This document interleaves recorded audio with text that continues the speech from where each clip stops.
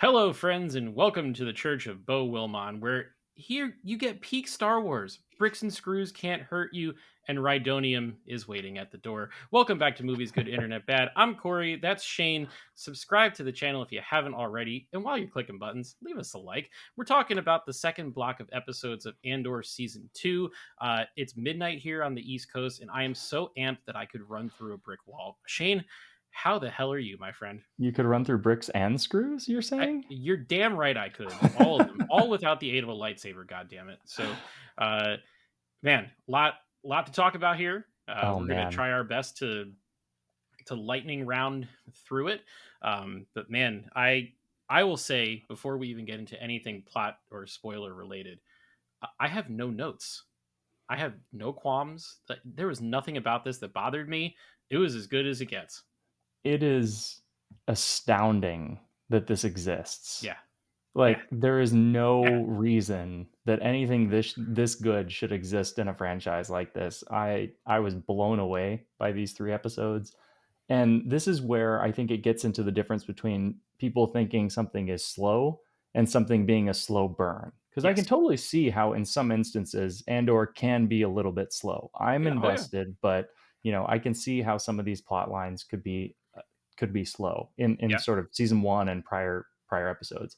This though was extremely engaging, even though it was a slow burn. Hmm. Everything had me completely 100% focused, never lost concentration. I thought it was excellent. Bo Willimon, so much props for writing these 3 episodes. Yeah. And we're getting a movie from him, apparently. He's writing the script for Supposedly. Mangold's Dawn of the Jedi movie. So It hopefully gives me that's great hope, as well. and Yes. hope is what rebellions are built on. So let's.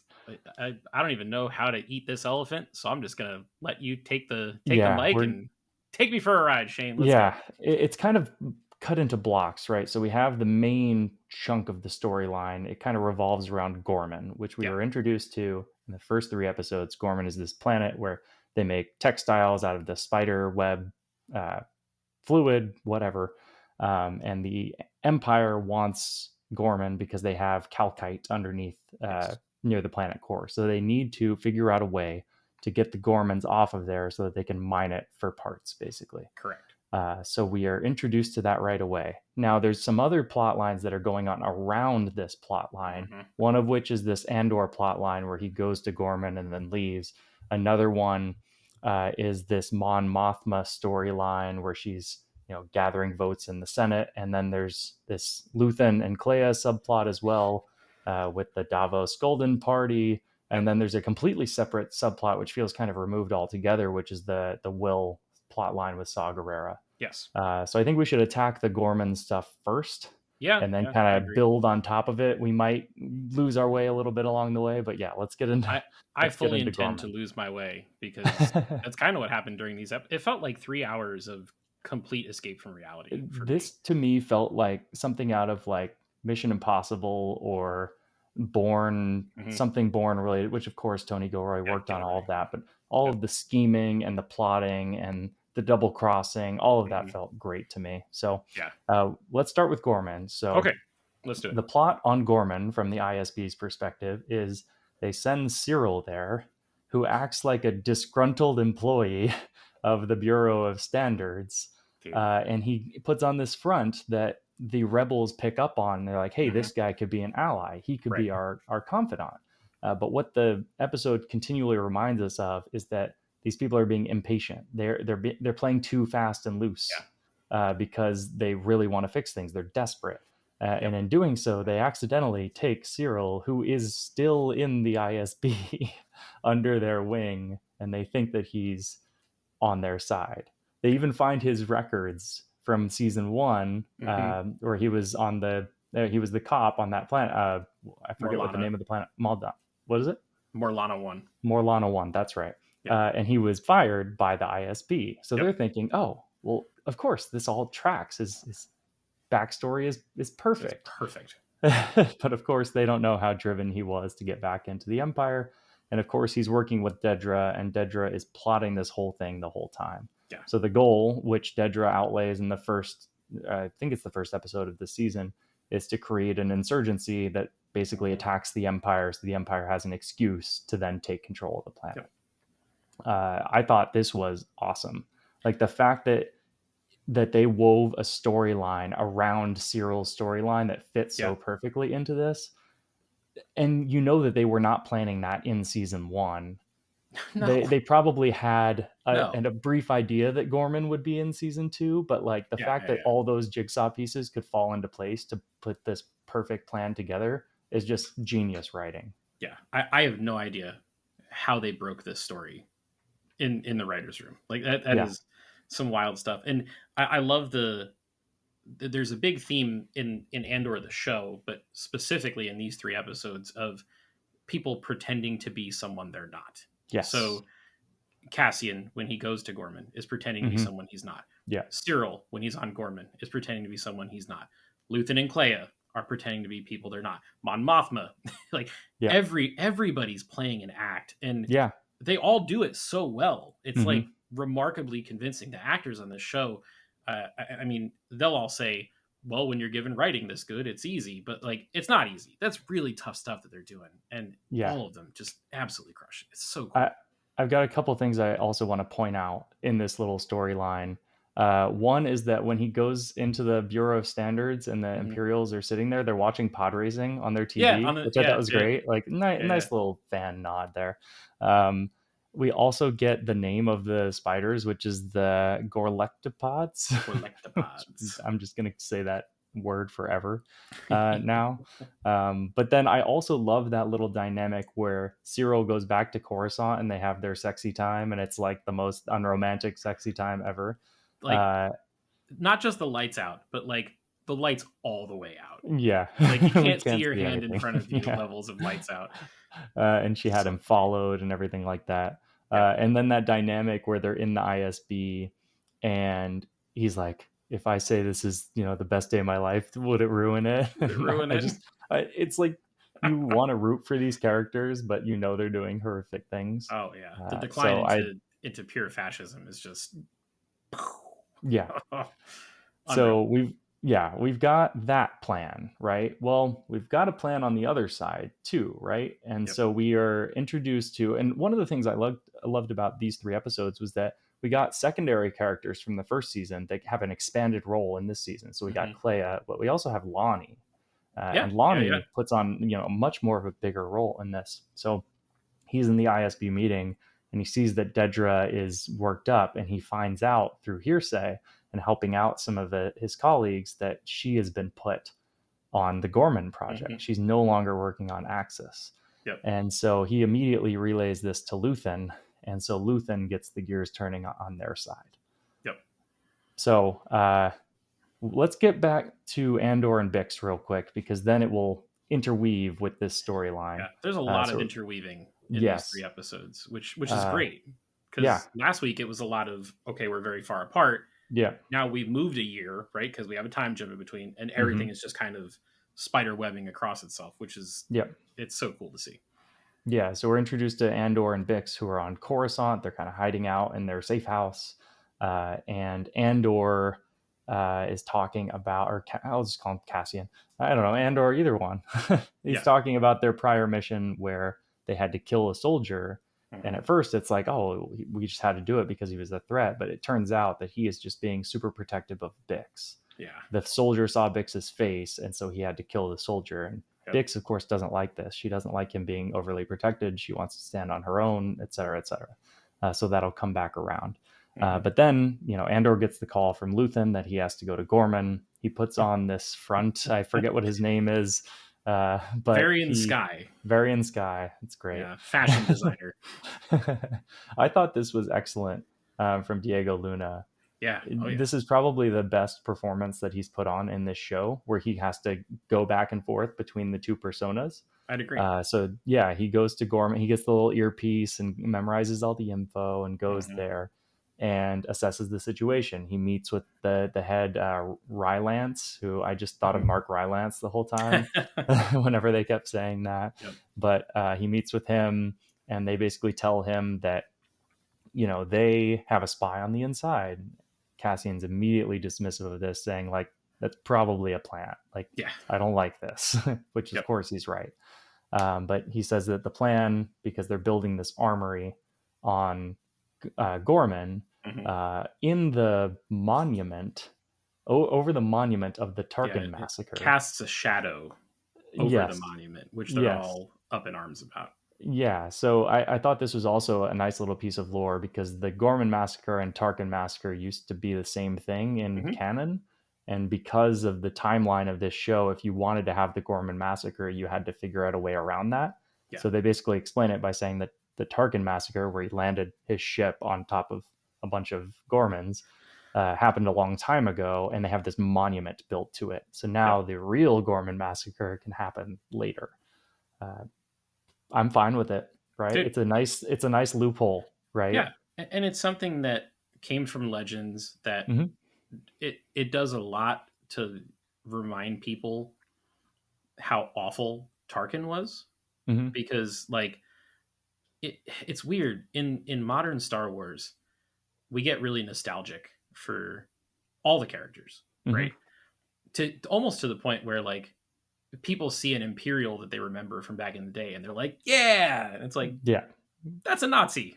yeah. Like, you should not like that person. You shouldn't get Yes, that excited yes. about seeing him. It's true. It's true. And when you find out that Tarkin killed 500 people over a parking spot, you know, it kind of puts things in perspective a little bit as to Yes. how bad of a dude he truly was. Yeah. You know, Star Wars people love lore, so anything that Hmm. adds lore and context and all that and enriches, you know, what we see of him in A New Hope and the couple minutes he's got in Rogue One with the Uncanny Valley, which Oh we won't God. talk about.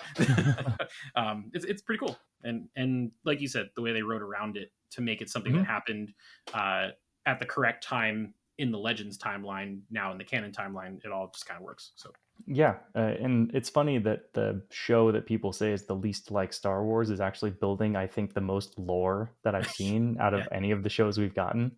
Like it's a the lot. most complex and really building upon things. So I just think that's great. Yeah, But getting back to the storyline, Cassian basically says, "Hey, I don't like the look of this plan. These people seem desperate, and they're gonna slip up because they want to steal weapons from a transport." yep, And so he tells Luthen he doesn't want to be there. This is not for him. So Luthen then calls somebody else, and so he calls Vel to go down there. yep. And I immediately texted you when I saw this because in the prior 3 episodes, I was like, I bet you Mon Mothma is related to the Gorman massacre personally, and that's why she bows out of the Senate. And now I'm thinking that that's why, because Vel is on Gorman when the massacre eventually Yeah, happens, yeah. We didn't know last week if it was going to be her daughter there or or Vel or anyone really. anyone It really. Yeah, couldn't it couldn't have been any like we just thought that given the fact that she abruptly leaves the Senate after the Gorman massacre in canon, that she would have had to be personally related to it. And it yeah. seems like, yeah, she And is. that's not a spoiler. That's been discussed Yeah. in the animated series and in Yes. books and all that other kind of stuff. This is Yeah. not new news, so don't put comments in saying that we ruin things for you. We didn't. Yes, the Gorman massacre is very infamous in Star Wars lore. And like you said, in Rebels, we see the speech she gives. So, Yes. like, Yeah. yeah, Yeah. it's Yeah. not like we haven't seen this before. Yep. But yeah, so back in this storyline, Andor basically returns to Bix because in the meantime, while he's on Gorman, Luthen comes and offers her a job, and he's playing with them, and he gets upset about this, and then goes to Luthen and says, "You're, messing with this. Don't mess with Bix." And he Hmm. says, like, "You better fix your shit because Bix is losing it, Yep. and if you don't control her, we're gonna have to eliminate her." Yep. And so then they go on this mission and they kill Dr. Gorst in this big explosion, So which is satisfying. great. Yeah, Insanely very satisfying satisfying. ending there. Yeah. Uh, yeah, but let's get back to Gorman. I wanted to close that loop so we wouldn't have to talk about it later, Yeah. Yeah. but Yeah. For sure. I Yep. loved all that. But yeah, back to Gorman. So Vel gets on the planet, teaches all the rebels what to do. She also meets up with Cinta, and Cinta references this accident, which I believe is when she was in the speeder with Tay Kolma in Hmm. episode 3 of this season. Yep. The accident, I guess, was supposed to kill them both, but I guess she survived or something. Uh, Yeah. yeah, That's hard to say if it was like a suicide mission or I, whatever. I tended to think it was a suicide mission, Yeah. given how they were talking about it. But yeah, they reconcile, they kiss, and right when they kissed, I was like, well, this is not going to go well, is it? It's Yeah, kind of the and tell whenever you have a happy moment, right? there's the kiss, and then when they're in the restaurant, Cinta says, it's a story that I'll tell you some other time or something. And it's like, Anytime red anyone flag, says red that, flag. yep, That's yeah. exactly someone's gonna die. Yeah, so they go through with this plan, and the whole time the ISB is involved and Yep. informed because Cyril is there. But one thing that I'll point out is that they also mention that like Cyril can't know what's actually going to happen here. Yeah. Like he's led on to certain details, but I think the big event that's going to happen from this, Cyril is still unaware of. So he's Yeah. not quite he may not quite reconcile with that. Like he Mhm. may not agree with what they eventually do, and maybe that's a turning point for his character in the Yeah. future. Because he's not in Krennic's circle of trust from No, the first batch of episodes, so right? he's not allowed to know what's going on. Yep, They probably made up some bullshit excuse about whatever they're doing and why they're doing it. And he's yep. just Mr. I'm a soldier. Yes, I'll do anything I can for the Hmm. Empire. And he's just happy to do it. So, And um, I think that would be a great little storyline if he is the reason why this happens and kind of reassesses what he's been doing. well, yeah, Maybe he doesn't, but I'm kind of thinking that's where it's leading. interesting. Interesting. Yeah. But so they're doing the whole raid.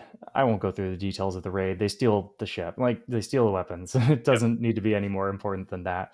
But there's this scuffle because somebody sees them doing it, and a shot rings off, and of course, Senta dies, which a little bit telegraphed. But I thought that this whole plot line was totally saved by the speech that Vel gives Dude. after to the guy where she's saying you will wear this like a skin for the rest of your Yeah. life. For You the, will live with this mistake. It will never get away from you. I yep. loved all that writing. Yeah. Incredible stuff. And the writing was fantastic, but so was the performance. And Hmm.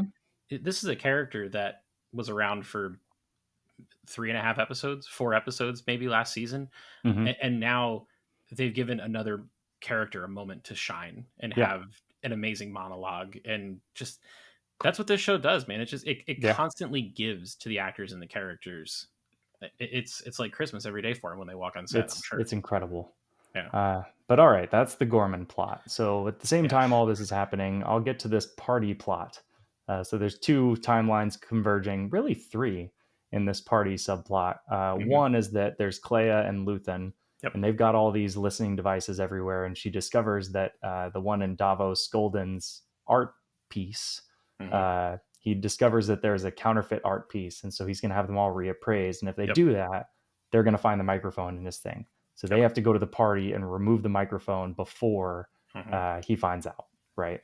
At the same time, Mon Mothma is trying to get support for. She's fighting against the Public Order Resentencing Directive, Hmm. PORD, Yes. which is the thing that the Emperor enacted after the Aldani raid in Right. season one, which just increased everybody's sentence. And that's actually what happened to Cassian in season one Right. too. Yes. Yeah. He got caught up in that, and she is trying to say that like all these crime rates are going way up, but we know that the crime is not actually there.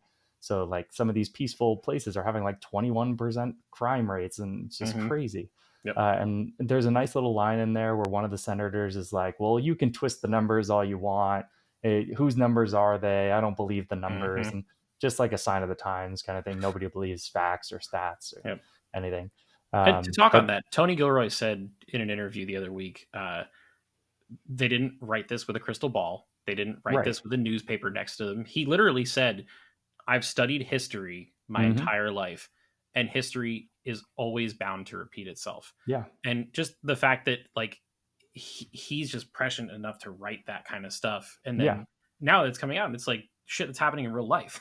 yeah. A It's lot of this absolutely stuff, crazy. yeah, it's crazy that he wrote this several years ago, and then a lot of this stuff is like actually happening in real Relevant. life. It's just Yeah. it's crazy, and it's not like like you said, he didn't have a crystal ball. He wrote what history has told him happens, and then it happened again because Yep. history always repeats itself. Crazy. It's like poetry; it rhymes, It Corey. rhymes. I'm gonna Yes. say that in every review of this show. I'm going But to yes, say so once again, George would love this show. I yes, think he would. George does love this show Yeah, because George is probably still alive. so. He's not dead. I don't know why I'm talking about him like he's dead. He's not dead. George loves this show. I guarantee you. Somebody find Yes. George Lucas and ask him.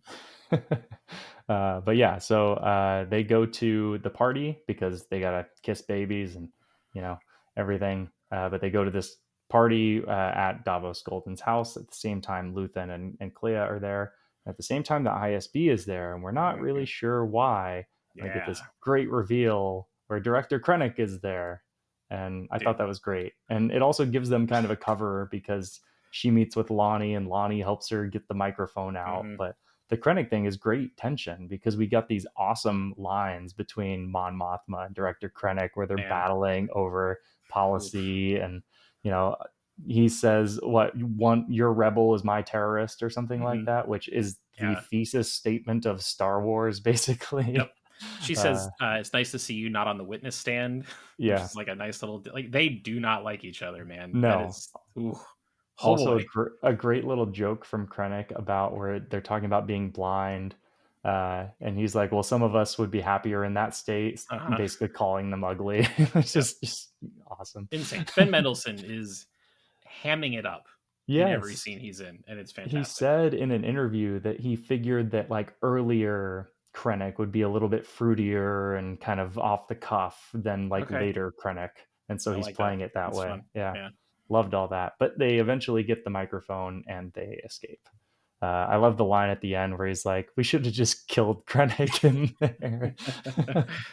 And she's I like, guess "You're you, right. We should have." yeah.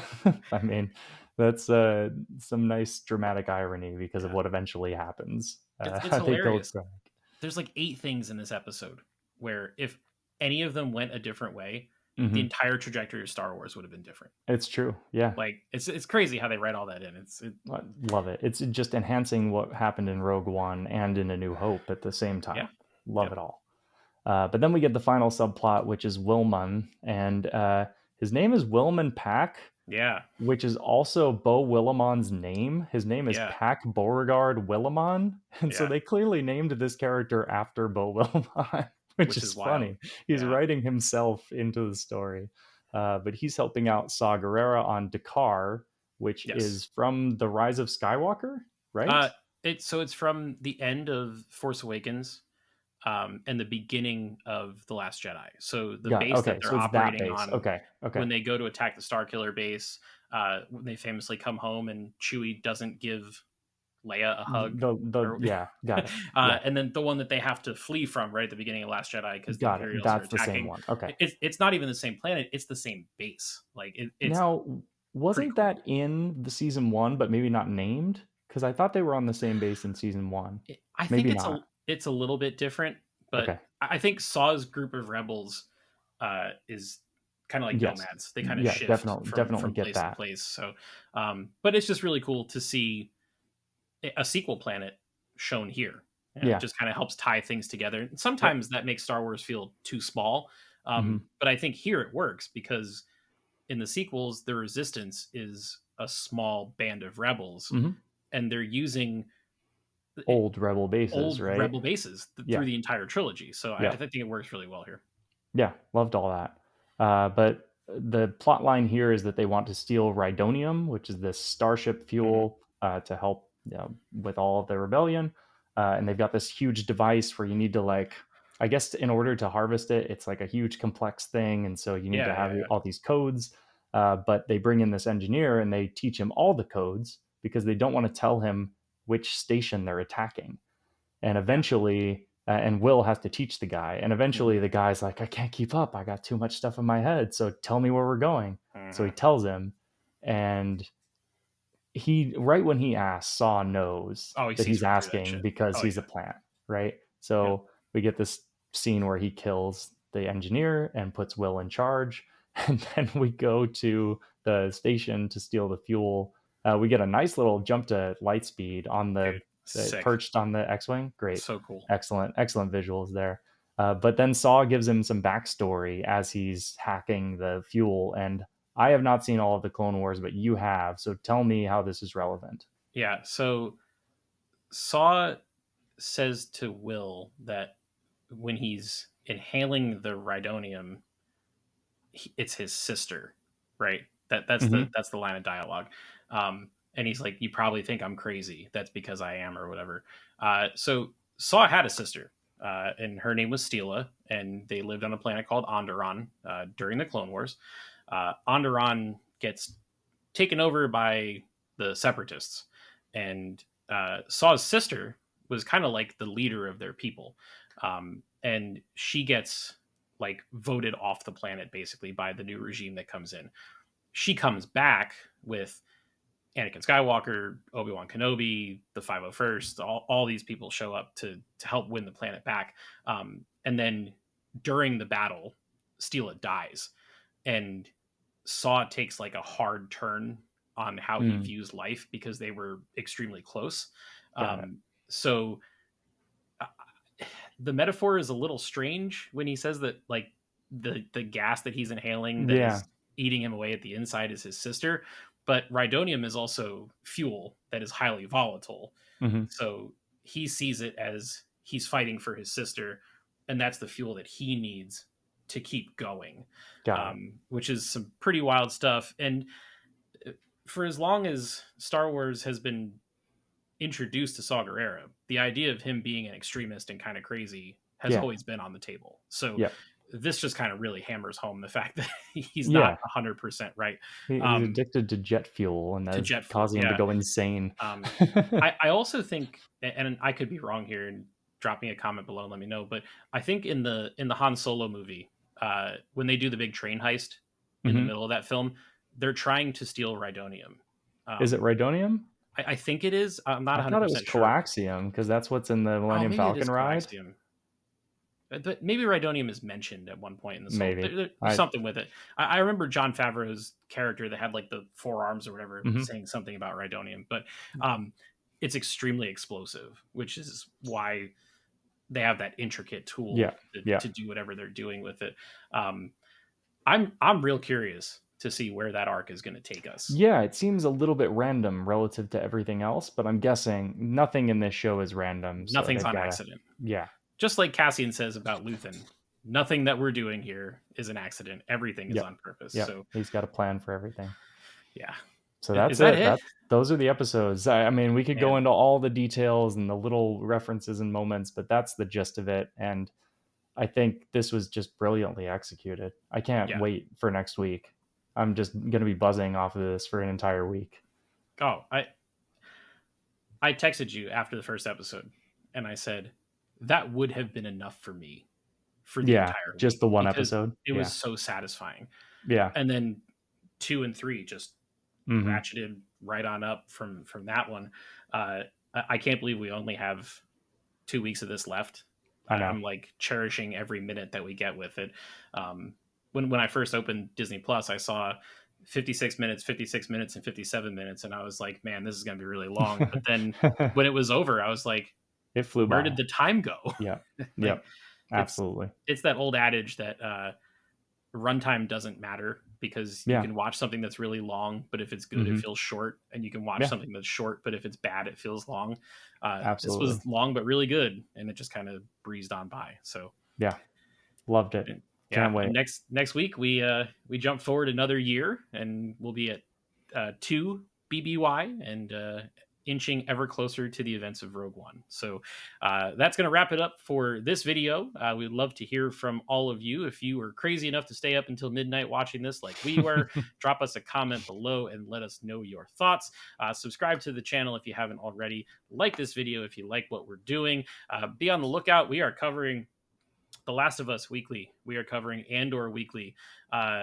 Shane is seeing Sinners finally this week, and we're probably going to talk about that. We're seeing Thunderbolts. There's an MCU movie that's coming out that's got some pretty good reviews. I think we're going to talk about that too. So be on the lookout for all of those things and so much more. And until next time, we will see you guys in the next video.